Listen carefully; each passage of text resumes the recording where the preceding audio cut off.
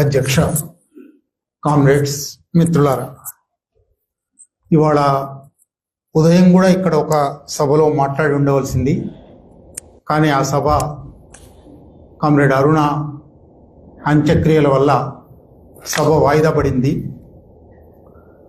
అరుణ సంస్మరణకు వెళ్ళి అరుణకు శ్రద్ధాంజలి ఘటిస్తున్నప్పుడు సాయంత్రం ఎట్లాగో గూగి గురించి మాట్లాడవలసి ఉంది కదా అనుకున్నప్పుడు గూగి మాట ఒకటి గుర్తొచ్చింది.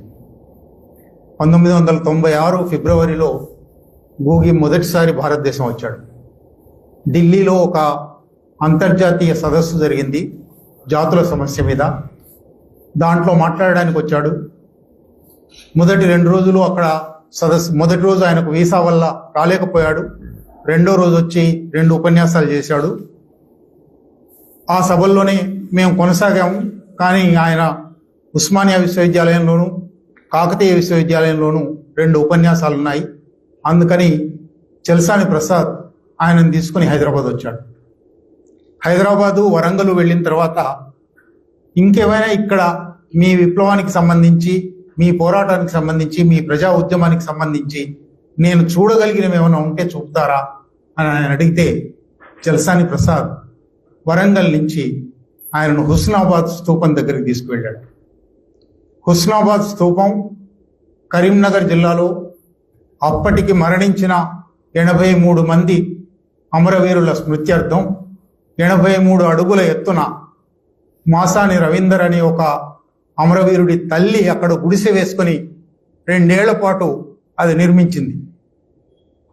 ఆ స్తూప ఆవిష్కరణ జరగబోయే సందర్భానికి భయంకరమైన పోలీసు నిర్బంధం వచ్చి 88-89లో ఆ స్తూప ఆవిష్కరణ జరపడానికి వీల్లేదు అని పోలీసులు అన్నప్పుడు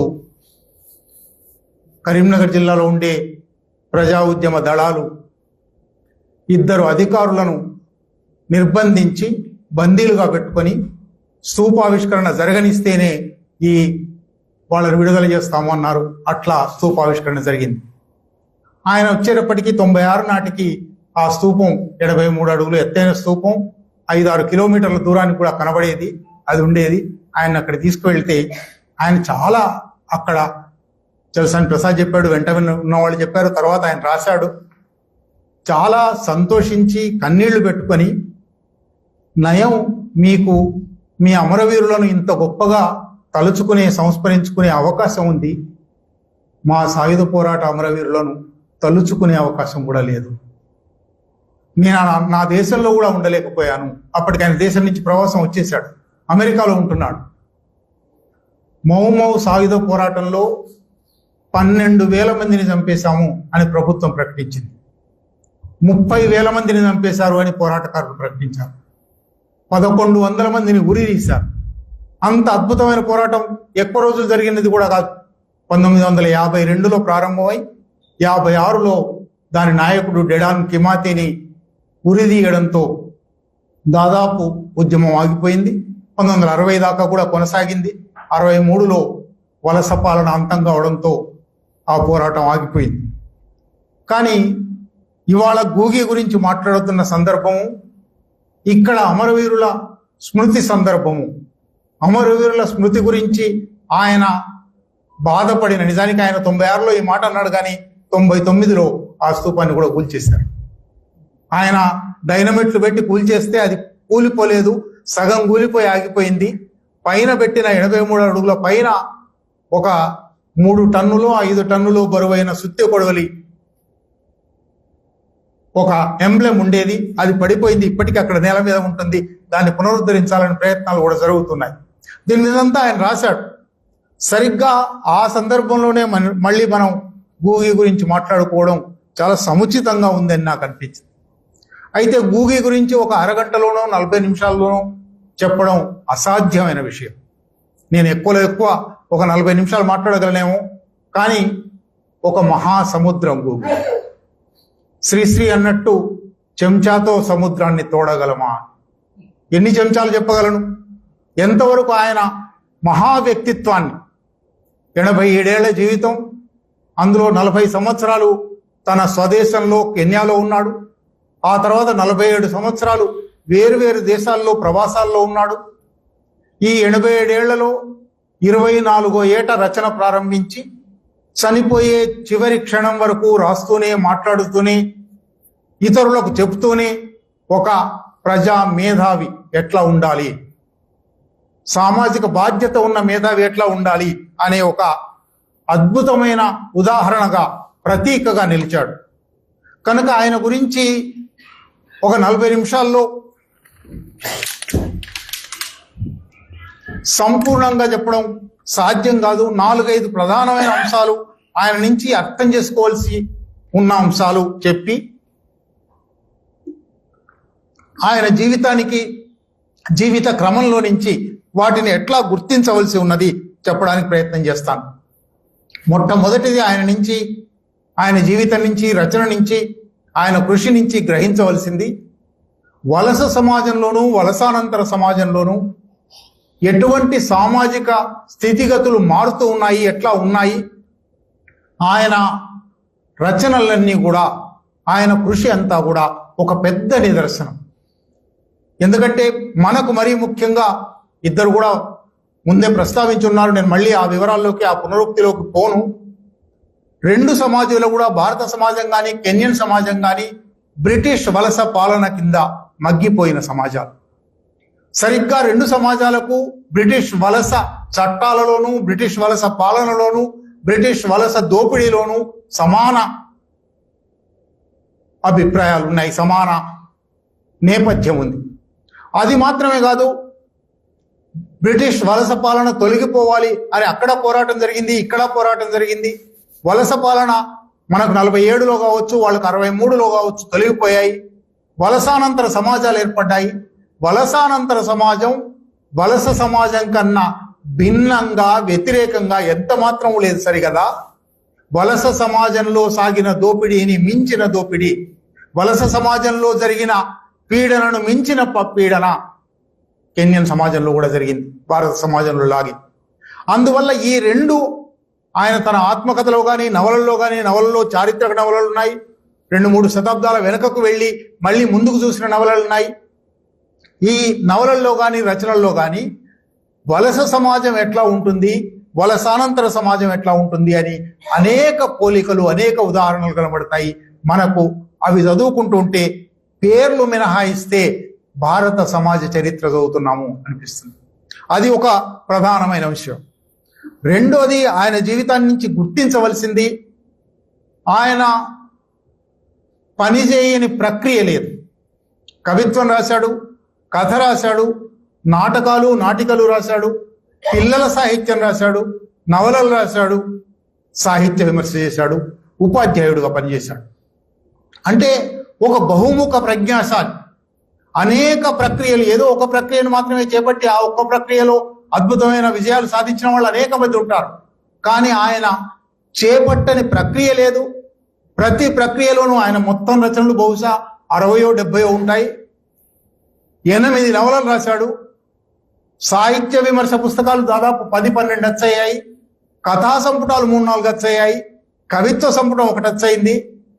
పిల్లల పుస్తకాలు 10 దాకా వచ్చాయి. ఇట్లా ఏ రంగంలోకి వెళ్ళినా ఆయన బహుముఖ ప్రజ్ఞ కనబడుతుంది. ఈ ప్రజ్ఞ మొత్తంలోనూ దాదాపు మొదటి నవల నుంచి కూడా, మొదటి నవల నాటికే ఆయన, ఆ నవల ఎట్లా రాశాడో ఆ వివరాల్లో కూడా వస్తాను. మొదటి నవల నాటికి ఆ క్రమంలోనే ఆయన తనను తాను మార్క్సిస్ట్గా చెప్పుకున్నాడు. ఫ్రాన్స్ ఫానన్ అనే ఒక ఆఫ్రికన్ మార్క్సిజాన్ని ఆఫ్రికన్ సమాజానికి అన్వయించి మార్క్సిజాన్ని సృజనాత్మకంగా చెప్పిన ఫ్రాన్స్ ఫానన్ ఉన్నాడు. ఫ్రాన్స్ ఫానన్ రచన రెచెడ్ ఆఫ్ ద ఎర్త్ మీలో కొందరైనా చదివి ఉంటారు, తెలుగులో కూడా వచ్చింది. ఫ్రాన్స్ ఫానన్ ను అనుసరించే మార్క్సిస్టు నేను అని ఆయన తొలి రోజుల్లో చెప్పుకున్నాడు. చివరి నవల కన్నా ముందరి నవల నాటికి తనను తాను మావోయిస్టుగా కూడా చెప్పుకున్నాడు. అందులో ఏ శషబిషలు లేకుండా నేను మార్క్సిస్టు దృక్పథం నుంచే ఈ రచనలు చేస్తున్నాను అని బహిరంగంగా రాతలో కమిట్ అయ్యాడు. అది ఆయన నుంచి గుర్తించవలసినది. దానికి చాలా మంది తొలి రోజుల్లో పేరు సంపాదించే రోజుల్లో మార్క్సిస్టులుగా చెప్పుకొని కూడా కాలక్రమంలో ఒక పేరు వచ్చిన తర్వాత అవార్డులకు రివార్డులకు వెంటబడుతూ మార్క్సిజం నుంచి దూరం అవుతూ, మార్క్సిజం నుంచి దూరం అయినా కాకపోయినా దూరం అయ్యామని చెప్పుకోవడానికి చాలా ప్రయత్నం చేస్తారు.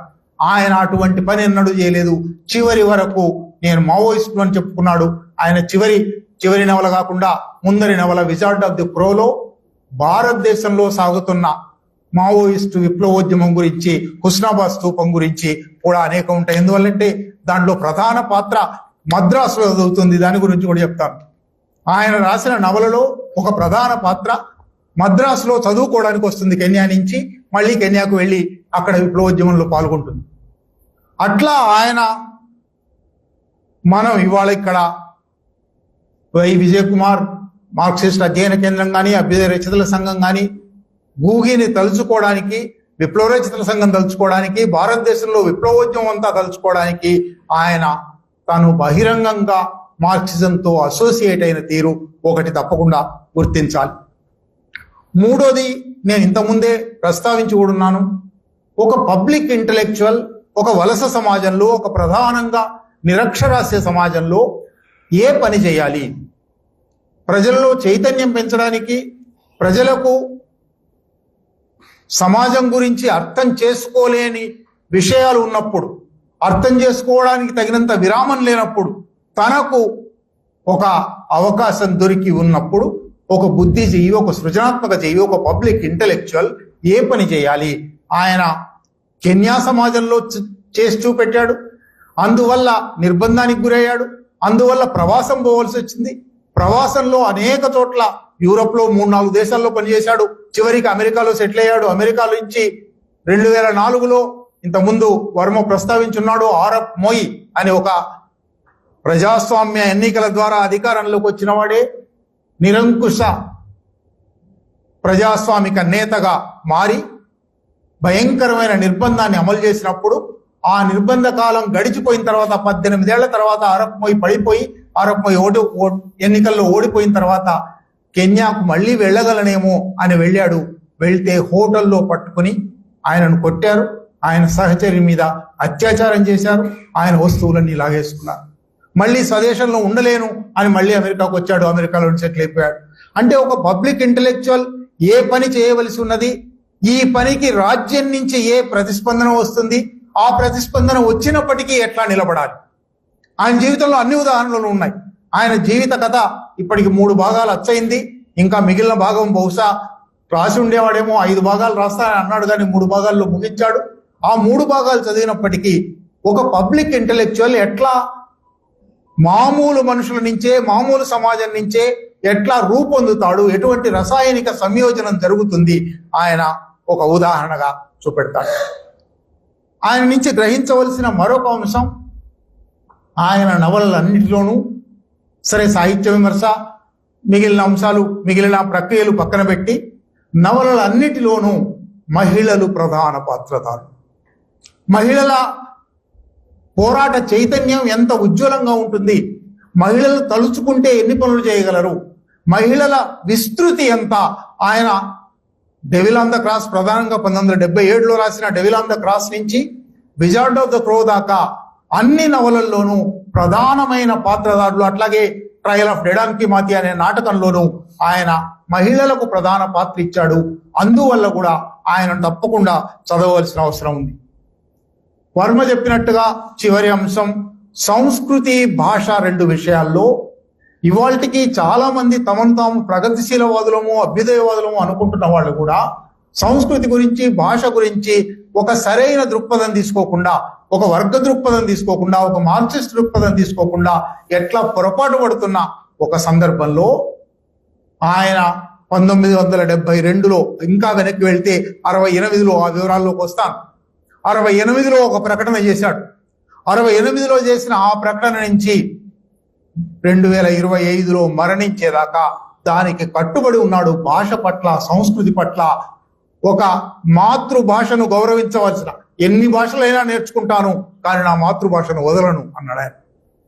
మాతృభాషలోనే రచన చేస్తాను అని 77 నుంచి ప్రారంభించి అన్ని రచనలు, ఒకవేళ నీకు అవసరమైతే నువ్వు అనువాదం చేసుకో, నేను అనువాదం చేయను. నిజానికి ఒకటి మాత్రమే ఆయన అనువాదం చేశాడు, మిగిలినవన్నీ వేరే వాళ్ళు అనువాదం చేశారు. చివరికి అమెరికాలో ఉంటూ 47 సంవత్సరాలుగా ప్రవాసంలో అమెరికాలో ఉంటూ తన మాతృభాష, ఎంతమంది మాట్లాడే భాష అది? 1,00,000 మంది లేరు ఇవాళకి. గిక్యూ అని కెన్యా మొత్తం జనాభాని ఆంధ్రప్రదేశ్ జనాభా అంతా ఉండదు. అందులో ఒక చిన్న ప్రాంతంలో, లిమురు అనే ప్రాంతంలో ఒక తెగ మాట్లాడే భాష అది. ఈ భాష తప్ప ఇంకో భాష రాయను అన్నాడు. ఆ భాష కోసం ఒక సాహిత్య పత్రికను అమెరికా నుంచి నడిపాడు. స్థానికంగా వందలాది మంది ఆ భాష నుంచి రచయితలను తయారు చేశాడు. ఇవి ఇవాళ తప్పనిసరిగా ఆయన నుంచి గుర్తించవలసిన అంశాలు. ఒక మహాసముద్రంలో విహంగ వీక్షణం చేస్తే ఆయన నుంచి గ్రహించవలసినవి ఏమిటి? ఆయన మరణించిన తర్వాత ఆయన స్మృతిలో మనం మాట్లాడుకుంటున్నప్పుడు ఆయన నుంచి గ్రహించవలసినవి ఏమిటి అంటే ఈ 4-5 ప్రధాన అంశాలు. ఆయన జీవితాన్ని స్థూలంగా పరిచయం చేస్తూ ఈ అంశాలు ఎక్కడెక్కడ వచ్చాయి, ఎట్లా వచ్చాయి చెప్పడానికి ప్రయత్నం చేస్తాను. ఇంతకుముందు మాట్లాడిన వక్తలు చెప్తున్నారు 1938లో ఆయన పుట్టాడు. ఆయన తండ్రికి 4 భార్యలు, 28 మంది పిల్లలు. 28 మంది పిల్లల్లో ఒకడుగా ఆయనకు నిజానికి ఒక వలస పాలనా కాలంలో మిషనరీ స్కూల్స్ తప్ప స్థానిక ప్రభుత్వ పాఠశాలలు లేవు. మిషనరీలు ఎట్లా వచ్చారో ఏం చేశారో నానిగారు చెప్తున్నారు. తెల్లవాడు వచ్చాడు, వచ్చేటప్పటికి మా దగ్గర భూములు ఉన్నాయి, బైబిల్ చేతిలో పట్టుకొని తెల్లవాడు వచ్చాడు. మమ్మల్ని ప్రార్థన చేయమన్నాడు. కళ్ళు తెరిచి చూసేసరికి భూమి వాడి చేతిలో ఉంది, బైబిల్ మా చేతిలో ఉంది అని డేవిడ్ డియోప్ అని ఒక ఆఫ్రికన్ కవి ఒక కవిత్వం రాశాడు. చాలా చిన్న 4-5 లైన్ల కవిత. ఆ కవిత ఆఫ్రికా అంతా నిజం, ఆఫ్రికాలోని అన్ని దేశాలు 20-30 దేశాలలో అది నిజం. అది కెన్యాకు కూడా వర్తిస్తుంది, తూర్పు ఆఫ్రికాకు కూడా వర్తిస్తుంది. అట్లా గూగి కుటుంబం కూడా మిషనరీ పాఠశాలల్లో 28 మందిలో 10 మందో 12 మందో మాత్రమే విద్యావంతులు అయ్యారు. మిగిలిన వాళ్ళు విద్యావంతులు కూడా కాలేదు, అక్షరాస్యులు కూడా కాలేదు. క్రైస్తవం జేమ్స్ గూగి అని ఆయన పేరు పెట్టింది. గూగి అనేది ఆయన పేరు, జేమ్స్ అనేది బాప్టైజ్డ్ పేరు. జేమ్స్ గూగి కామిరిత్తు, నిజానికి వర్మ చెప్తున్నాడు వాళ్ళ సొంత ఊరు కూడా కాదు అది, వేరే ఎక్కడనో ఉంటే వాళ్ళు అక్కడి నుంచి వాళ్ళను వెళ్ళగొట్టి ఆ భూమి తెల్లవాళ్ళకి ఇచ్చేసి వాళ్ళని పంపించేస్తే వాళ్ళు లిమురు అనే ఒక చిన్న పట్టణం పక్కన, చాలా చిన్న పట్టణం, మన జిల్లా కేంద్రాలు మన తాలూకా కేంద్రాలంతటి కూడా కాదు, కానీ ఆయన నవలన్నీ చదివితే మీకు లిమురులో ఏ వీధి ఎక్కడ ఉంది, ఎవరు ఎట్లా మాట్లాడతారు, ఏ దుకాణం ఎక్కడ ఉంది కూడా తెలుస్తాయి. అంత గ్రాఫిక్ గా ఆయన లిమురును వర్ణించాడు. లిమురును ఆయన అంతగా ప్రేమించాడు. లిమురు పక్కన ఉండే, లిమురుకి 20 కిలోమీటర్ల దూరంలో ఉండే ఈ కామిరిత్తులో వాళ్ళ కుటుంబం సెటిల్ అయింది. కామిరిత్తు నుంచి హై స్కూల్ కోసం ఆయన లిమురు వచ్చాడు. లిమురులో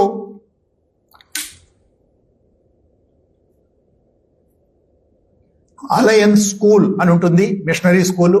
ఆ స్కూల్లో చదువుకోవడానికి వచ్చాడు. వచ్చేటప్పటికే ఆయన 1955లో అక్కడికి వచ్చాడు. 17 ఏట, అంటే స్కూల్ బహుశా లేటుగా జాయిన్ అయినట్టున్నాడు. అప్పటికి మౌమౌ పోరాటం జరుగుతోంది. వర్మ చెప్పినట్టు అది మౌమౌ పోరాటం కాదు, మౌమౌ పోరాటం అని అనడం దాన్ని అవమానించడము అని కూడా గూగి రాశాడు. అది Kenya land and freedom army. వాళ్ళు మనం ఎట్లాగైతే భూమి భుక్తి విముక్తి అంటామో వాళ్ళు కూడా మూడు మాటలు వాడారు, land, freedom and self rule అని. ఈ 3 మాటల కోసం ఏర్పడిన ఒక పోరాటం అది. 52లో ఆ పోరాటం ప్రారంభమైంది. డెడాన్ కిమాతి అనే ఒక నాయకుడు ఆ పోరాటాన్ని ప్రారంభించాడు. డెడాన్ కిమాతి తర్వాత 2nd ర్యాంక్ పురుష నాయకులు కాకుండా స్త్రీ నాయకులు ఉన్నారు. ఇది కూడా చాలా గుర్తించదగిన విషయం అని ఆయన చాలాసార్లు రాశాడు. 52 నుంచి 56 వరకు ఆ సాయుధ పోరాటం బ్రిటిష్ భూస్వామ్య భూ ఆక్రమణలకు వ్యతిరేకంగా పోరాటం సాగింది. ల్యాండ్ కోసం భూ పోరాటం సాగింది. 56లో ఆయనను ఉరిదీసిన తర్వాత ఆ పోరాటం చల్లబడింది అని ప్రభుత్వం ప్రకటించింది. 60 దాకా కూడా ఆ పోరాటం సాగింది. కానీ ఈ పోరాట క్రమంలోనే ఒక సవతి అన్నను, ఇంకొక తల్లికి పుట్టిన కొడుకును పోలీసులు కాల్చేశారు. ఆయన కళ్ళ ముందర జరిగింది. ఆయన గురించి చాలా వివరంగా ఆయన ఆత్మకథలో మొదటి భాగంలోనే చెప్తాడు. తన సొంత అన్నను కూడా చంపేశారు. ఆ చెవిడు ఉండడం వల్ల వెళ్తూ ఉంటే వినకపోతే కాల్చేశారని, అంటే ఎవరిని పడితే వాళ్ళని అట్లా కాల్చి చంపొచ్చు అనే ఒక వలసవాద పాలన ఎంత దుర్మార్గంగా సాగింది ఆయన ఆత్మకథ చదువుతుంటే తెలుస్తుంది. ఆ క్రమంలోనే తల్లిని కూడా చిత్రహింసలు పెట్టారు. అంటే ఆయన జీవితానుభవంలోనే వలస పాలన దుర్మార్గం, ఏదో వలస పాలన గురించి కేవలం అధ్యయనం చేసి పుస్తకాల్లో చదువుకున్న విషయాలు కాదు, తన జీవితానుభవం నుంచి తన స్వానుభవం నుంచి అది గుర్తించాడు. ఆ గుర్తింపు నుంచే ఆయన లిమ్రూలో హై స్కూల్కి వచ్చాడు. హై స్కూల్లో కూడా తాను ఎటువంటి జీవితాన్ని అనుభవించాడు. హై స్కూల్ నుంచి ఒకసారి వెళ్తూ ఉంటే పోలీసులు ఎట్లా అడ్డగించి ఎన్ని ప్రశ్నలు వేశారు. ఆ ప్రశ్నలు వేసే క్రమంలో ఆయన చాలా గ్రాఫిక్ గా రాస్తాడు. ఏదైనా ఆయన ఏ పుస్తకం చూసినా అది 100 పేజీల పుస్తకం కానివ్వండి, 700-800 పేజీలు ఉన్న విజార్డ్ ఆఫ్ ద క్రో కావండి, ప్రతిదీ చాలా గ్రాఫిక్ గా ఉంటుంది. ఒక పోలీసులు అడ్డుపడ్డారు, వెళ్తూ ఉంటే 15-16 ఏళ్ల కుర్రవాడు, వాళ్ళు ఏదో ప్రశ్న అడిగితే ఏదో జవాబు చెప్పాడు. వాడు కొరడతో కొట్టి సర్ అను, జవాబు చెప్పేటప్పుడు సర్ అనాలి. అంటే అంతగా ఆ వలస పాలన దుర్మార్గం ఆయన జీవితంలో, ఆయన ఆలోచనల్లో, ఆయన ప్రవర్తనలో ఇంకింది. 59 నాటికి ఆయన డిగ్రీకి ఉగాండాకు వెళ్ళాడు. ఉగాండాలో ఆనాటికి కెన్యాలో నైరోబీ విశ్వవిద్యాలయం కూడా ఇంకా అప్పటికి ఏర్పడినట్లేదు. ఉగాండాలో మకెరెరే విశ్వవిద్యాలయం ఉంది. మకెరెరే విశ్వవిద్యాలయానికి వెళ్ళి అక్కడ డిగ్రీ చదువుకోవడం ప్రారంభించాడు. అప్పుడే ఆయన రచన ప్రారంభించాడు. డిగ్రీలో ఉండగానే రచన ప్రారంభించాడు. ఈ డిగ్రీలో ఉండగానే ఆయన బ్లాక్ హెర్మిట్, నల్ల సన్యాసి అని ఒక నాటకం రాశాడు. ఈ నాటకం ఆ రోజులు 62లో ఆయన ఇంకా డిగ్రీలో ఉండగానే, బహుశా డిగ్రీ 2వ సంవత్సరం అయి ఉంటుంది. డిగ్రీ 2వ సంవత్సరంలో ఉండగానే ఆఫ్రికన్ రైటర్స్ కాన్ఫరెన్స్ అని మకెరెరే విశ్వవిద్యాలయంలో ఒక సమావేశం ఏర్పాటు చేశారు. ఇప్పుడే నాని గారు చెప్తున్నారు, చినువా అచెబే అప్పటికే మహారచయితగా పేరు తెచ్చుకుని ఉన్నాడు. ఇంగ్లీష్లోకి అనువాదం కూడా అయి ఉన్నాడు. ఆయనే ఇంగ్లీష్లో రాసిన ఉన్నాడు. ఆయన నైజీరియన్ రచయిత, ఆయన పశ్చిమ ఆఫ్రికా రచయిత. ఆయన మొత్తం ఆఫ్రికాలో ఒక రచయితల ఒక సృజనాత్మక చైతన్యం కల్పించాలి అని ఒక సమావేశం మకెరెరేలో పెట్టాడు. మకెరెరేలో పెట్టినప్పుడు ఆ సమావేశాల్లో నాటకం ఏదైనా సాంస్కృతిక ప్రదర్శన ఉంటే బాగుంటుంది కదా, ఒక నాటకం వేయాలి అని దానికోసం ఈ బ్లాక్ హెర్మిట్ రాశాడు. బ్లాక్ హెర్మిట్ రాసి అక్కడ నాటకం వేశారు. ఆ నాటకంలో మనకు హైదరాబాద్లో ఇంగ్లీష్ అండ్ ఫారిన్ లాంగ్వేజెస్ యూనివర్సిటీలో, లేదా అంతకుముందు central institute of English and foreign languages CIEFL అని ఉండేది, దాంట్లో ప్రొఫెసర్గా పనిచేసిన సూజీ థారూ గారు దాంట్లో ప్రధాన నాయిక పాత్ర వేశారు. ఆమె కూడా గూగీకి సహ విద్యార్థి. అక్కడ ఆయన అప్పటికే డిగ్రీ 2వ సంవత్సరం విద్యార్థిగానే 2 నవలలు రాసి మ్యానుస్క్రిప్ట్లు తన దగ్గర పెట్టుకొని ఉన్నాడు. చినువా అచెబేకు అవి 2 ఇచ్చాడు. ఇవి నవలలుగా పనికొస్తాయా చూడండి అని. 23 ఏళ్ల కుర్రవాడు, 22-23 ఏళ్ల కుర్రవాడు. 24వ ఏట ఆ 2 నవలలు మొదటిసారి అచ్చయ్యాయి ఇంగ్లీష్లో. ఆయన ఇంగ్లీష్లో రాశాడు. జేమ్స్ నిజానికి అవి అచ్చయినప్పుడు వీప్ నాట్ చైల్డ్ అనేది ఒకటి, ఏ రివర్ బిట్వీన్ అనేది ఒకటి. ఇవి 2 కూడా జేమ్స్ గూగీ పేరుతోనే మొదట అచ్చయ్యాయి. ఇప్పుడు గూగీ వా తియోంగో పేరుతో అచ్చవుతున్నాయి, కానీ మొదట అచ్చయినప్పుడు అవి జేమ్స్ గూగీ పేరుతోనే అచ్చయ్యాయి. ఈ 2 కూడా వీప్ నాట్ చైల్డ్ తెలుగులోకి వచ్చింది 7వ బిడ్డ అని మీలో కొందరైనా చదివి ఉంటారు. మౌ మౌ సాయుధ పోరాట నేపథ్యం. ఈ నేపథ్యంలో ఒక విద్యార్థి తన సహచర, తన తోటి విద్యార్థినిని, ఆమె ఒక యజమాని కూతురు, ఒక భూస్వామి కూతురు అయినప్పటికీ ఆమెను ప్రేమించడము, ఆ ప్రేమ సఫలం కాకపోవడం, చివరికి సైనిక విభజన, వర్గ విభజన, తెగల విభజన, అనేక విభజనలు ఉన్నాయి కనుక ఇది కుదరదు అని తేలిపోవడము వీప్ నాట్ చైల్డ్ లో. ఆ బాల్యము కౌమార క్రమం అంతా కూడా మీరు వీప్ నాట్ చైల్డ్ 64లో అచ్చయింది, కానీ ఆ తర్వాత ఆయన 2010లో రాసిన జీవిత చరిత్ర ఆత్మకథ మొదటి భాగం చూస్తే ఈ మొదటి భాగంలో ఉన్న విషయాలే ఆ నవల్లో ఉంటాయి. అంటే తన ఆత్మకథాత్మకంగానే రాశాడు. తన జీవితంలో జరిగిన విషయాలే, తన స్వానుభవంలో ఉన్న విషయాలే ఆ నవల్లోకి తీసుకొచ్చాడు. అట్లాగే రివర్ బిట్వీన్ కూడా 2 వేరు నేపథ్యం అయితే మౌమో సాయుధ పోరాటమే, కానీ 2 వేరు తెగలకు చెందిన యువతీ యువకులు ప్రేమించుకుంటే ఆ ప్రేమ ఎట్లా విఫలమవుతుంది. మధ్యలో ఒక నది ఉంది, రివర్ బిట్వీన్, మధ్యలో నిన్ను నన్ను వేరు చేసే. ఇది వర్గ విభజన మాత్రమే కాదు, తెగల విభజన కూడా ఉంది. ఈ తెగ విభజనకు ఐక్యం చేయాలి, ఈ తెగ విభజనను రద్దు చేసి అందరము కలిసి వలసవాదులకు వ్యతిరేకంగా పోరాడాలి అనే ఒక సందేశంతో ఆ నవల సాగుతుంది. ఈ నవలలు అచ్చవుతున్న క్రమంలోనే ఆయన ఎంఏ కోసం, పీజీ కోసం బ్రిటన్లోని లీడ్స్ విశ్వవిద్యాలయానికి వచ్చాడు. అక్కడ 2 సంవత్సరాలు చదివాడు. చదివే క్రమంలో గ్రెయిన్ ఆఫ్ వీట్ అని రైతాంగ జీవితం మీద ఒక నవల రాశాడు. కెన్యాలో రైతాంగ జీవితం ఎటువంటి ఇబ్బందులు ఎదుర్కొంటూ ఉంది. ఒక పెద్ద కరువు వస్తుంది. ఈ కరువు రోజుల్లో ఇక్కడ పంటలు పండడం లేదు అని వలస సాగిపోతుంది. ఇదంతా చిత్రించే గ్రెయిన్ ఆఫ్ వీట్ రాశాడు. ఎంఏ అయిపోగానే వెనక్కి కెన్యాకు తిరిగి వచ్చాడు. నైరోబీ విశ్వవిద్యాలయంలో 67లో లెక్చరర్గా చేరాడు. 67లో లెక్చరర్గా చేరి డిపార్ట్మెంట్ ఆఫ్ ఇంగ్లీష్, నైరోబీ యూనివర్సిటీలో డిపార్ట్మెంట్ ఆఫ్ ఇంగ్లీష్లో చేరి 68లో ఒక సెమినార్ జరిగితే ఆ సెమినార్లో on the abolition of department of English in Nairobi university అని పేపర్ పెట్టాడు. ఏ డిపార్ట్మెంట్లో అయితే తనకు ఉద్యోగం వచ్చిందో ఈ డిపార్ట్మెంట్ను రద్దు చేయాలి, ఈ డిపార్ట్మెంట్ ఉండకూడదు. ఎందువలనంటే మనం చదువుకోవాల్సింది మన భాషల సాహిత్యం, మన భాషల సంస్కృతి.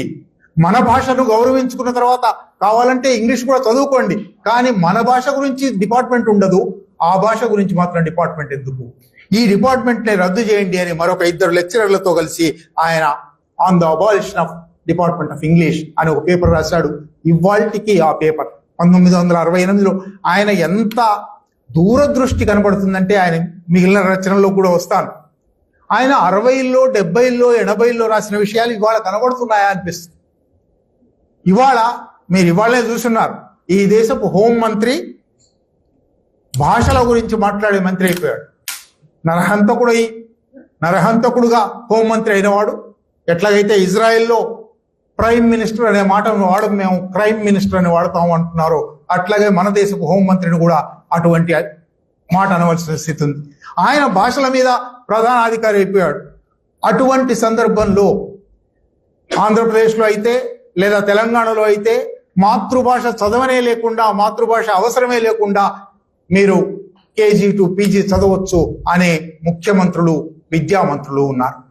ఇటువంటి సందర్భంలో 1968లోనే ఒక వెనుకబడిన ఆఫ్రికన్ దేశంలో భాషా సంస్కృతుల పునరుద్ధరణ అంటే ఏమిటి, భాషా సంస్కృతుల పరిరక్షణ అంటే ఏమిటి, ఎందుకు ఒక భాషను, వలస భాషను వ్యతిరేకిస్తున్నాము, ఎందుకు వ్యతిరేకించాలి, ఇటువంటి అనేక అంశాల మీద స్పష్టతతో ఆ పేపర్ ఉంటుంది. ఈ పేపర్ను ఇంకా కొనసాగించి ఇంకా విస్తృతంగా రాసి 1972లో ఆయన మొట్టమొదటి సాహిత్య విమర్శ పుస్తకం ప్రచురించాడు. దాని పేరు హోమ్ కమింగ్, ఇంటికి తిరిగొద్దాం. నిజానికి హోమ్ కమింగ్ అనే మాట బిబ్లికల్ సెన్స్లో క్రైస్తవం వాడుతుంది, లేదా హోమ్ కమింగ్ అని మన టాగోర్ రాశాడు. టాగోర్ ప్రభావం భూమి మీద చాలా ఉంది, చాలాసార్లు కోట్ చేశాడు. టాగోర్ను బాగా చదువుకున్నాడు. హోమ్ కమింగ్ అని పేరు పెట్టి భాషా సాహిత్యాల మీద సాహిత్య విమర్శ వ్యాసాలతో పుస్తకం, మొదటి పుస్తకం. ఆ ప్రపంచం అంతా ఆయన వైపు చూసింది. ఈయన ఒక గొప్ప సాహిత్య విమర్శకుడు, ఇంగ్లీష్ భాష, అవి ఇంగ్లీష్లో రాశాడు సాహిత్య విమర్శ కాబట్టి వస్తున్నాడు అని ఆలోచించడం ప్రారంభమైంది. ఇది జరిగిన 2-3 సంవత్సరాల తర్వాత ఆయన మళ్ళీ తన గ్రామానికి వెళ్ళి, మిత్రులు చెప్పారు కానీ ఇంకా కొంచెం వివరంగా చెప్పవలసి ఉంది. తన గ్రామం కామిరిత్తుకు వెళ్ళి, కామిరిత్తులో మాత్రమే కాదు, అది కూడా ఒక వ్యవసాయ సమాజం కాబట్టి మీరు ఒక్కసారి మన సమాజం కూడా వెనక్కి వెళ్ళి ఆలోచించండి.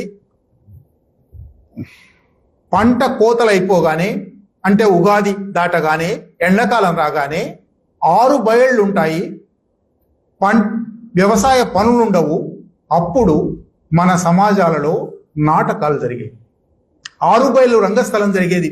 బయట నుంచి వచ్చిన నాటకాల వాళ్ళైనా వచ్చి అక్కడ డేరాలు వేసేవాళ్ళు, లేదా ఊళ్ళో వాళ్ళైనా అప్పటికప్పుడు నాటకాలు తయారు చేసుకొని నాటకాలు వేసేవాళ్ళు. సమ్మర్, వేసవి, ఆ 2-3 నెలలు అట్లా జరిగేది. సరిగ్గా ఇదే సంస్కృతి అన్ని వ్యవసాయ సమాజాల్లో ఉంది. వ్యవసాయ పనులు లేని తీరిక కాలంలో, పంటలు లేకుండా 6 బయలు రంగస్థలం సిద్ధంగా ఉండే కాలాల్లో నాటకాలు వేయవచ్చును. అంటే ప్రజల సాంస్కృతిక కళా వికాసానికి ఒక అవకాశం ఉంటుంది.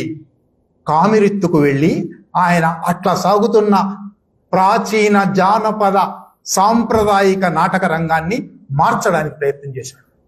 వర్మ చెప్తున్నాడు, Kamiriithu community education and cultural centre అని ఒక కేంద్రం పెట్టాడు. ఆయన పనిచేసేదేమో ఇంగ్లీష్ డిపార్ట్మెంట్ నైరోబి యూనివర్సిటీలో. అక్కడి నుంచి గ్రామానికి వెళ్ళి, గ్రామాలకు తరలండి అనేది ఒక విప్లవాత్మక నినాదం అని మనం అనేక సార్లు చెప్పుకుంటున్నాం. గూగి గ్రామానికి వెళ్ళి ఒక ఎడ్యుకేషనల్ అండ్ కల్చరల్ సెంటర్ పెట్టి గికుయు భాషలో ఒక నాటకం రాసి, ఆ నాటకం పేరు గాహికా డిండా, అంటే I will marry when I want, నేను ఎప్పుడు తలుచుకుంటే అప్పుడు పెళ్లి చేసుకుంటాను. ఇది ప్రధానంగా పితృస్వామ్యాన్ని వ్యతిరేకించే, భూస్వామ్యాన్ని వ్యతిరేకించే ఒక నాటకం. అంటే ఒక వ్యక్తికి తాను ఏమి కోరుకుంటున్నారో అదే చేసే అవకాశం ఉండాలి, ఒక వ్యక్తి స్వాతంత్ర్యం నిలబడాలి.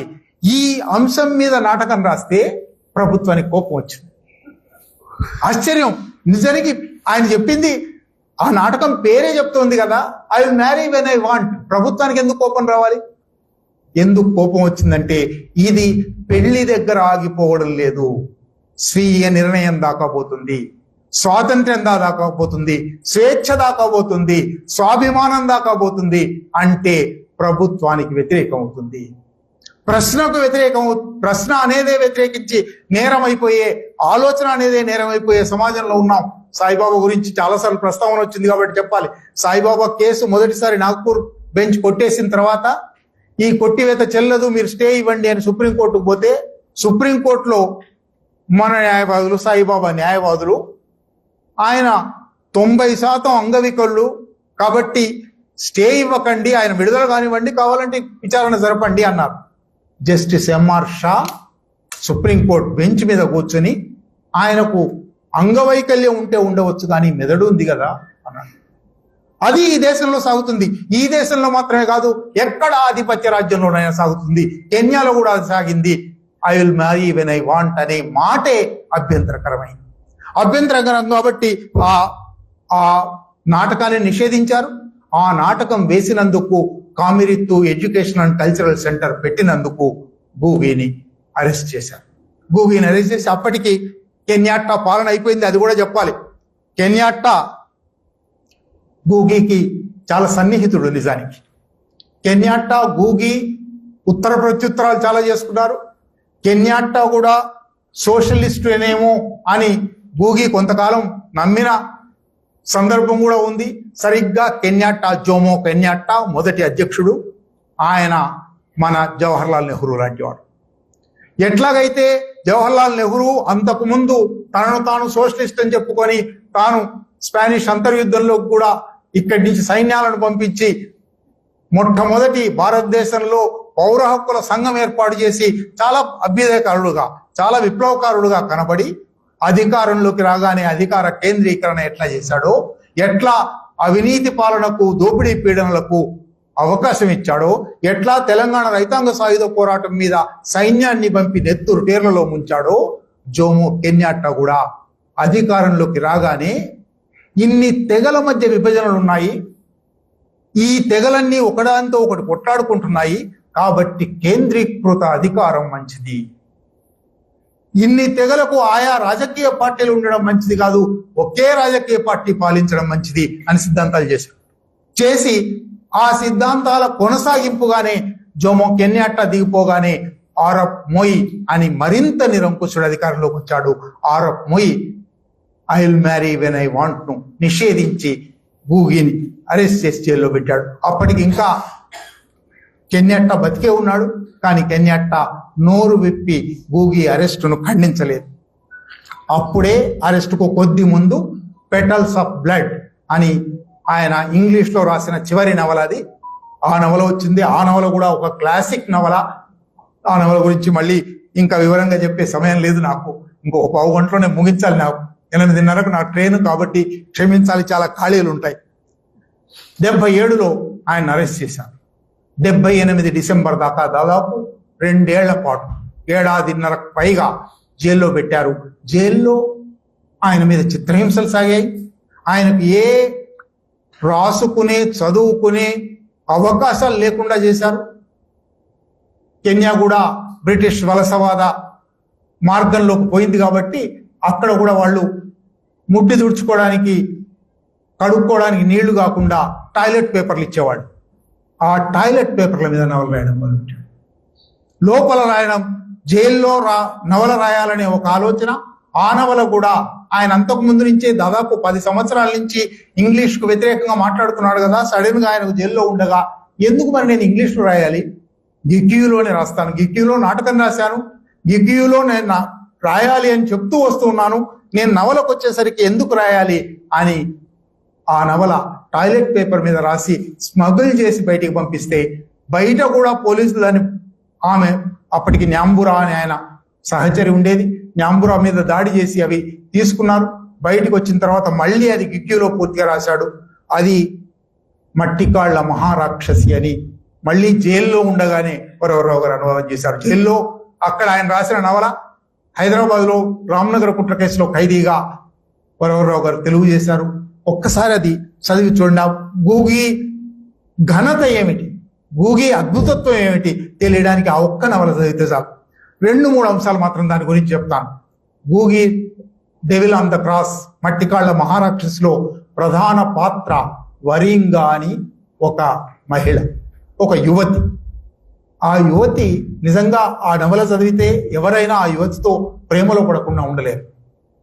మోసానికి గురై ఒక చాలా పెద్ద వయసు, తండ్రి వయసు ఉన్న వాడి చేత వంచింపబడి అత్యాచారానికి గురై తెలియకుండానే ఆ కంపెనీ యజమాని కొడుకుతో ప్రేమలో పడి, అంటే ఆ వయసు ఆమె, వాడి తండ్రి ఆమె మీద రేప్ చేస్తాడు. అక్కడి నుంచి ప్రారంభించి చాలా కష్టాలు పడి చివరికి చదువు వదులుకొని మెకానిక్గా మారి అద్భుతమైన కారు మెకానిక్గా మారుతుంది. కారు వచ్చి నిలబడితే ఆ ఇంజన్ సౌండ్ విని ఎక్కడ లోపం ఉంది, ఏమి మార్చాలి చెప్పగలుగుతుంది. అంత అద్భుతమైన ప్రజ్ఞ. అక్కడి నుంచి ఆమె ఒక విప్లవకారిణిగా మారి తనను ప్రేమించాలనుకున్న యువకుడు, ఆ యువకుడి తనను రేప్ చేసిన తండ్రి, ఇద్దరిని కాల్చి చంపడంతో నవల ముగుస్తుంది. కానీ ఆ నవల క్రమంలో, సరే ఈ ఒక్క కథ చెప్తే, కథా సూత్రం చెప్తే సరిపోదు. ఆ నవలలోని 1-2 విషయాలు మీకు చెప్పాలి. ఆశ్చర్యం వేస్తుంది నాకు కూడా. ఇప్పుడు ఆ నవల నేను 84లో మొదటిసారి చదివాను. చదివినప్పుడు అది ఒక భయానకమైన స్థితిలో ఉండి నా అశాంతిని పోగొట్టడానికి ఒకళ్ళు నాకు ఆ పుస్తకం ఇస్తే నిజంగానే అది నా జీవితంలో చాలా మార్పు తెచ్చింది. ఆ నవలలో అంతర్జాతీయ దొంగల సమావేశం జరుగుతుంది. ఊహించండి, ఒక గుహలో అంతర్జాతీయ ప్రజలను ఎట్లా దోపిడీ చేశాను అని ఒకళ్ళతో ఒకళ్ళు పోటీ పడుతుంటారు. ఈ నవల 77లో రాశాడు, గుర్తుపెట్టుకోండి మీరు. ఒకడు ప్రజలకు విద్య చాలా అవసరము, ప్రజలకు ఆహారం చాలా అవసరము, నేను ఆహారాన్ని ప్యాకెట్లలో మార్చి ఆహారాన్ని తక్కువ కుదించి అమ్మి దానివల్ల లాభం చేసుకుంటాను, చూడు నేను ఎంత గొప్పవాడిని, మీ అందరికన్నా ఎక్కువ దోపిడీ చేస్తున్నాను అంటాడు. రెండో వాడు ఆహారం ఏమిటి, విద్య చాలా అవసరం, విద్యను నేను సరుకు తయారు చేసి విద్యను అమ్మి నేను ఎక్కువ డబ్బులు సంపాదిస్తున్నాను. నిజానికి 77 నాటికి భారతదేశంలోకి అయితే విద్య అంత వ్యాపారం కాలేదు. బహుశా ఆహార ధాన్యాలు అంత సరుకు అయ్యేమో తెలియదు. అక్కడితో ఆగిపోలేదు. అక్కడి నుంచి ఇంకా కొంచెం ముందరికి వచ్చి ఆహారము, విద్య ఏమిటి, వైద్యం చాలా ముఖ్యం, వైద్యాన్ని నేను సరుకు చేస్తాను, ఎంత సంపాదిస్తానో చూడండి అంటాడు. అక్కడి నుంచి ఇంకా కొంచెం ముందరికి వెళ్ళి మీరేవో మామూలు జీవితావసరాలు చెప్తున్నారు, వాడికి అవసరం లేకపోయినా మనం కల్పించాలి, అది కదా గొప్ప. నేను నీటిని బాటిల్స్లో అమ్మి, నీరు బాటిల్లో అనేది 77లో అయితే అసలు లేదు, ఎక్కడ బహుశా ప్రపంచంలో లేదు. ఆయన ఊహించాడు అది. 77లోనే నీటిని బాటిల్ చేసి ఇవాళ మనం చాలా మామూలుగా ఇది సరుకు అయిపోయింది, ఇది సరుకు అవుతుందని మనం ఊహించడానికి వెళ్ళేది. అక్కడికే నేను ఆశ్చర్యపోయి ఇది ఆయన ఎంత ఊహించాడు, ఆయన ఊహాశక్తి ఎంత గొప్పది అనుకున్నాను. చివరి దొంగ, వాడు గెలిచిన దొంగ ఉంటాడు. మీరందరూ ఇవన్నీ ఏవో మాట్లాడుతున్నారు, ఇవన్నీ పనికిరావు, ప్రాణవాయువు కదా ముఖ్యం, ప్రాణవాయువు లేకపోతే మనుషులు బతకరు కదా, ప్రాణవాయువును సరుకుగా చేస్తాను నేను, ఎంత చూస్తాను. అప్పుడు నేను ఈయన కొంచెం అతిగా చెప్పాడా అనుకున్నాను. కోవిడ్ వచ్చి నా సందేహం తెలిసింది. అంటే 2020లో ప్రపంచంలో ఏం జరిగిందో 1977లో ఆయన రాశాడు. ఎంత ఊహాశక్తి ఉండాలి, ఎంత సృజనాత్మక శక్తి ఉండాలి. నాకు డెవిల్ ఆన్ ద క్రాస్ అందుకే ఇప్పటికీ ఒక అద్భుతమైన నవల అనిపిస్తుంది. నవల నిర్మాణం గురించి, సాహిత్య విమర్శ గురించి కూడా చాలా మాట్లాడవలసి ఉంది, వాటి దగ్గరికి పోను. సరే, 78లో ఆయనను విడుదల చేశారు. అంతర్జాతీయ ఒత్తిడి వచ్చింది. ఆ ఒత్తిడి వల్ల ఆయన విడుదల చేశారు. కానీ విడుదల చేసేటప్పుడు కండిషన్, నువ్వు కెన్యాలో ఉండకూడదు, నువ్వు కెన్యాలో ఉంటే విడుదల చేయము. ఆయన సరే దానికి ఒప్పుకున్నాడు. భార్య పిల్లలు కెన్యాలో ఉండిపోయారు కొంతకాలం. ఆయన ఒక్కడే బయటకు వచ్చి యూరోప్లో, యూకేలో కొంతకాలం, బ్రిటన్లో కొంతకాలం ఉన్నాడు, స్వీడన్లో కొంతకాలం ఉన్నాడు, అమెరికాలో కూడా 1-2 విశ్వవిద్యాలయాల్లో ఉన్నాడు. చివరికి 80ల నాటికి కానీ 78లో బయటకు వస్తే 88లోనో 89లోనో ఆయన ఏల్ విశ్వవిద్యాలయంలో కొంతకాలం పనిచేశాడు. ఆ తర్వాత యూనివర్సిటీ ఆఫ్ కాలిఫోర్నియా, అర్వైన్ అంటారు, లాస్ ఏంజలస్ పక్కన ఉంటుంది. ఆ అర్వైన్లో నేను ఆయనను 96లో ఢిల్లీలో మొదటిసారి కలిశాను. 2008లో అమెరికా వెళ్ళినప్పుడు ప్రత్యేకించి అర్వైన్లో ఆయనను కలవడానికే వెళ్ళి ఆయనతో పాటు ఒక రోజు గడిపాను. మళ్ళీ 2018లో ఆయన హైదరాబాద్ వచ్చినప్పుడు ఒక రోజు గడిపాను. ఈ ప్రవాసం మధ్యనే ఆయన సాహిత్య విమర్శ పుస్తకాలు ఒక 3-4, వాటి పేర్లు, వాటి గురించి వివరాలు చెప్పాను. అవి వింటేనే అసలు ఆయన ఏదో కొత్తది చెప్తున్నాడని అర్థం అవుతుంది. 83లో అచ్చైన పుస్తకం barrel of a pen. Barrel దేనికి ఉంటుంది? మామూలుగా gun. Barrel of a gun కావాలి, టిప్ ఆఫ్ ఎ పెన్ కావాలి. ఈయన రెండింటినీ కలిపాడు. బ్యారెల్ ఆఫ్ ఎ పెన్ అన్నాడు. నా కళాన్నే ఆయుధం చేస్తాను, నా కళాన్ని తుపాకీ చేస్తాను. ఎట్లా అవుతుంది? సాహిత్య విమర్శలో, భాషలో, సాహిత్యంలో ఎటువంటి భావాల ద్వారా, ఎటువంటి భావాల ప్రచారం ద్వారా పెన్నే బ్యారెల్ పని చేస్తుంది అని ఆ పుస్తకంలోని 10-12 వ్యాసాలు ఉంటాయి, అవి చెప్తాయి. 93లో మరొక పుస్తకం రాశాడు, మూవింగ్ ద సెంటర్. ఒక సెంటర్ ఉంది, ఈ సెంటరే ఇవాళ ప్రపంచానికంతా నేను సెంటర్ అంటున్నది. అది సామ్రాజ్యవాదం కావచ్చు, అది భూస్వామ్యం కావచ్చు, అది ప్రభుత్వం కావచ్చు, అది పోలీస్ కావచ్చు. ఒక సెంటర్ ఉంది, ఈ సెంటర్ను మూవ్ చేయాలి. ఈ సెంటర్ను బొంబార్డ్ ద హెడ్ క్వార్టర్స్ అని మావో ఏ నినాదం అయితే ఇచ్చాడో, అధికార స్థానాన్ని, కేంద్ర స్థానాన్ని బద్దలు కొట్టండి. అది ఆయన సాహిత్య విమర్శలో, సాహిత్యం ద్వారా మూవింగ్ ద సెంటర్ అని. డీకాలనైజింగ్ ద మైండ్ అన్నాడు. డీకాలనైజేషన్ 40ల నుంచి రెండో ప్రపంచ యుద్ధం అయిపోయిన దగ్గర నుంచి మొదలై 60ల దాకా అన్ని దేశాల్లో జరిగింది. డీకాలనైజింగ్ టెరిటరీస్ జరిగింది, కానీ డీకాలనైజింగ్ మైండ్ జరగవలసి ఉంది. మైండ్ ఇంకా డీకాలనైజ్ కాలేదు, అది ప్రధానం. ఇవాళ 96లో ఇంకో పుస్తకం రాశాడు, pen points and gun points and dreams. Pen points and gun points and dreams అంటే ఆయన జీవితం పొడవునా సాహిత్య విమర్శలో చేసిన కృషి. నవలల్లో కూడా ఇంకా 1-2 నవలల గురించి చెప్పవలసినవి ఉన్నాయి. జైలు జీవితం గురించి డీటెయిల్డ్ అని చాలా వివరమైన, అసలు తాను జైలు అధికారులకు పెట్టిన పిటిషన్ల దగ్గర నుంచి, వాళ్ళు ఇచ్చిన జవాబుల దగ్గర నుంచి, తన మీద జరిగిన హింస నుంచి, తనకు వచ్చిన భావాల నుంచి అనేక అంశాలతో, అది కూడా వరవరావు గారు తెలుగు చేశారు. బందీ పేరుతో తెలుగులో వచ్చింది. ఆయనవి మొత్తం గూగివి. బందీ, మట్టికాళ్ళ మహారాక్షసి వరవరావు గారు చేశారు. ఆయన ఆత్మకథ 2010లో ప్రారంభించి 3 భాగాల ఆత్మకథ. 2010లో dreams in a time of war అనేది వచ్చింది. 2012లో హౌస్ ఆఫ్ ద ఇంటర్ప్రిటర్ అనేది వచ్చింది. 2016లో birth of a dream weaver, తన జీవిత కథ. నిజానికి పుట్టిన దగ్గర నుంచి ప్రారంభించి ముందుకు వెనుకకు వెళ్తాడు. పుట్టిన దగ్గర నుంచి ప్రారంభించి 40 ఏటి దాకానో 45 ఏటి దాకానో ఈ 3 పుస్తకాల్లో రాశాడు. వీటిలో మొదటి భాగాన్ని సాయిబాబా తెలుగు చేశాడు. యుద్ధకాలంలో స్వప్నాలు అని వచ్చింది. వీటి అన్నిటికన్నా కూడా 2006లో ఆయన మిగిలిన పాత నవలలన్నీ 200 పేజీలు, 300 పేజీలు, 350 పేజీలకు మించలేదు. 2006లో విజార్డ్ ఆఫ్ ప్రో అని ఒక నవల రాశాడు. 750-800 పేజీల నవల. అందులో ఇంతకుముందు నేను చెప్పినట్టుగా ప్రధాన పాత్ర చాలా సంక్లిష్టమైన నిర్మాణం ఉంటుంది. ప్రధాన పాత్ర మద్రాసులో చదువుకొని పోతుంది. అక్కడికి పోయిన తర్వాత విప్లవకారుడు అవుతుంది. నిజానికి ఆయన విప్లవకారుడు కావడానికి ఒక మహిళా పాత్ర, ఒక యువతి పాత్ర కారణం అవుతుంది. ఆమె ప్రధానమైన నాయకురాలు, విప్లవ నాయకురాలు. ఇది నేను 2008లో ఆయన దగ్గరికి పోయేటప్పటికి అప్పుడే ఆ పుస్తకం వచ్చింది, అప్పుడే చదివి ఉన్నాను. ఆ పుస్తకం గురించి చాలా మాట్లాడుకున్నాము. అప్పుడు ఆయన ఒక మాట అన్నాడు, నాకు మద్రాస్ అని రాశాను కానీ హైదరాబాద్ అని రాయాలని ఉండింది, కానీ హైదరాబాద్ గురించి నాకంత తెలియదు, పొరపాటు పడతానేమో ఎక్కడైనా, నాకు చాలా ఇష్టమైన ఊరి గురించి పొరపాటు పడకూడదు, కనుక ఏమీ తెలియని ఊరి గురించి రాయాలి, అప్పుడు ఊరికే రాయొచ్చు, ఏమి రాసినా పర్వాలేదు అని మద్రాసు రాశాను అన్నాడు.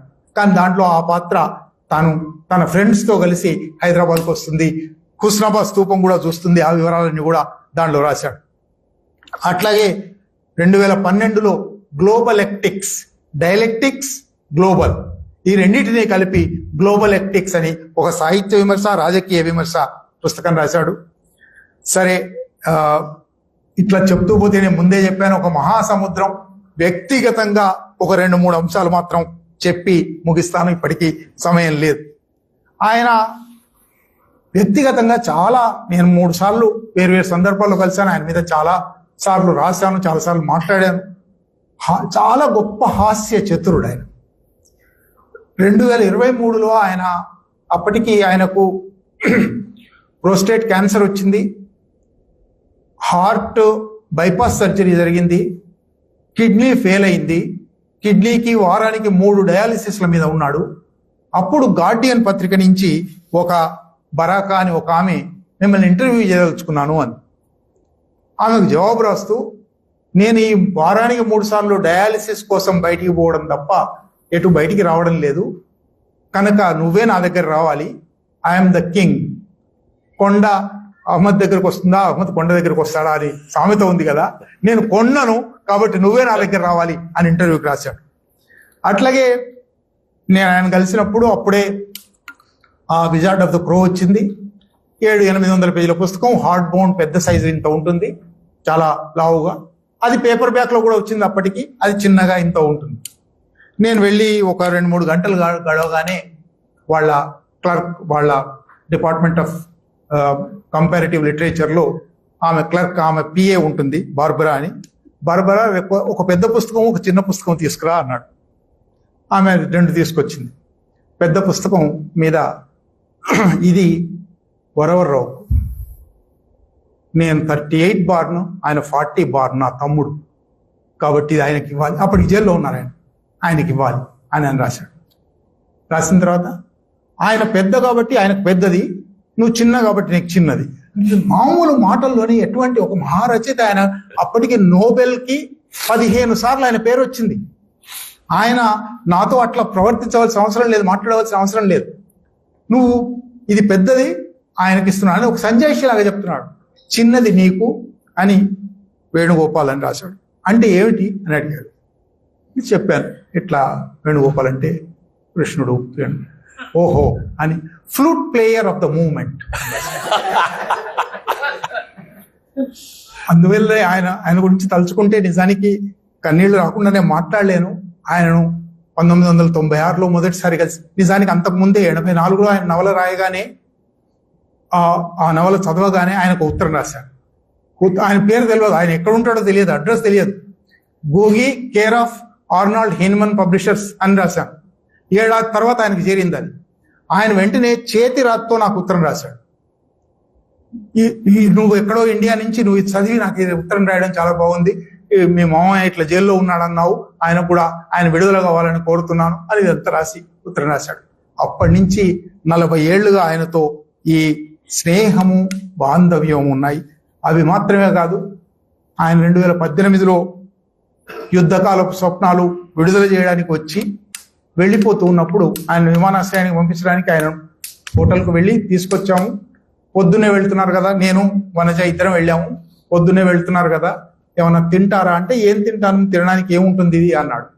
అంటే ఇది ఇట్లా ఇడ్లీ అంటారు అని ఇడ్లీ తెప్పించి పెడితే, ఇదేమిటి, చట్నీ ఏమిటి, ఇడ్లీ ఏమిటి అని అడుగుతూ తింటున్నాడు. పక్కన కూర్చున్న వాళ్ళు, అదొక దర్శిన్ హైదరాబాద్లో, హిమాయత్ నగర్లో. పక్కన నిలబడ్డ వాళ్ళు ఎవరు, ఆయన ఎక్కడి నుంచి వచ్చారు అని అడిగారు. అడిగితే వనజ చెప్పింది, కాలిఫోర్నియా, ఆయన అసలు కెన్యా కానీ కాలిఫోర్నియాలో ఉంటాడు అని తెలుగులో చెప్తుంది. కెన్యా, కాలిఫోర్నియా అనే మాటలు మాత్రమే ఆయనకు అర్థం అయ్యాయి. వెంటనే వాళ్ళ వైపు తిరిగి, no no no, I'm from Telangana. అది భూగీవత్యం. ఆయన చివరిగా ఆయన 8 నవలలు చదివితే నాకు ఒక 100, 150, 200 కెన్యన్ సామెతలు తెలిసాయి. అన్ని సామెతలు పడాడు. అంటే భాష మీద, సంస్కృతి మీద ఆయన పట్టు అంత. ఒక సామెత ఆయన పదే నాకు ఉత్తరాల్లో చాలాసార్లు రాశాడు, ఆయన నవలల్లో రాశాడు. ఒక సామెత, ఎంత గాఢమైన రాత్రి అయినా, ఎంత సుదీర్ఘమైన రాత్రి అయినా తెల్లవారకుండా మానదు. ఇది ఒక దిక్కు సామెత. ఇది ఆయన నుంచి మనం నేర్చుకోవాల్సి. చాలా గాఢమైన రాత్రిలో ఉన్నాం, భయంకర అంధకారంలో ఉన్నాం నిజమే, కానీ తెల్లవారకుండా ఉంటుందా? ఈ తెల్లవారకుండా ఉండదు అనే ఒక విశ్వాసాన్ని ఆయన నుంచి తెచ్చుకొని, ఆయన విజార్డ్ ఆఫ్ ది క్రో పాత్రలో ఒక పాత్ర అంటుంది, ఈ సమాజంలో ప్రతి మనిషికి రైట్ టు టేక్ ఉన్నట్టుగానే డ్యూటీ టు గివ్ ఉంటుంది. ఈ సమాజం నుంచి తీసుకోవడానికి నీకు హక్కు ఉంది, ఇవ్వవలసిన బాధ్యత ఉంది. ఇది గుర్తుపెట్టుకోవడమే భూమికి మనం ఇవ్వగలని వాలి అని అనుకుంటూ ఓపికగా ఇంతసేపు విన్న మీ అందరికీ